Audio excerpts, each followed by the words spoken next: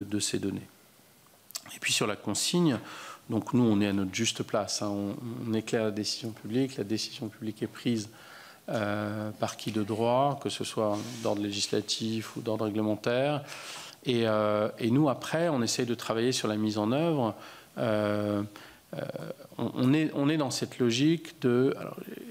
Il y a beaucoup de sujets complexes sur le sujet. Il y a notamment le sentiment de beaucoup de collectivités de se dire sur la collecte, je vais perdre en ressources, puisque j'ai construit un centre de tri. Je reçois, avec les bouteilles en plastique, par exemple, des ressources. Et donc, si j'enlève ces ressources, je perds de l'argent, entre guillemets. En réalité, mais maintenant qu'on voit plus clair dans les modèles établis, en réalité, on arrive à un moment où le budget de contribution des éco-organismes et le budget de financement se répartiraient différemment avec des systèmes de gestion différents.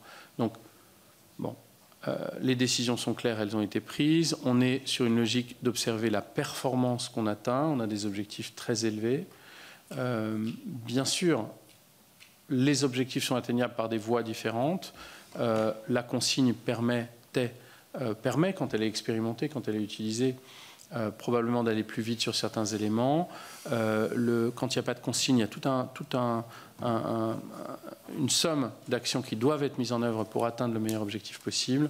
Donc voilà, on est vraiment dans cette période d'observation où on doit apprendre, vous rendre compte pour que vous puissiez analyser la situation actuelle et voir comment on progresse vers l'objectif des 90%. Ça va être